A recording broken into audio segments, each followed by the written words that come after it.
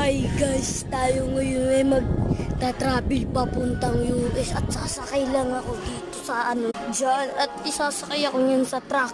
Yan kita nyo guys, isasakay ako dyan tapos pupunta ako dyan sa loob, isasakay ako sa truck din eh. Tara na, pasok na tayo. Isa dito na ako sa loob guys at sikip tapos ang init niya pero kaya ko pa rin. Ay na guys, sinasakay na ako sa truck, narinig nyo? Ay guys.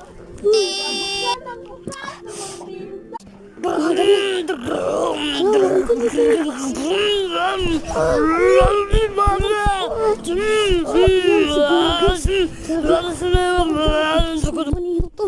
Napakaan. Maghirap dito guys. Ang init dito guys, pero kaya talaga siyempre. Tao po, pakinggan nyo. Nandito pa rin ako.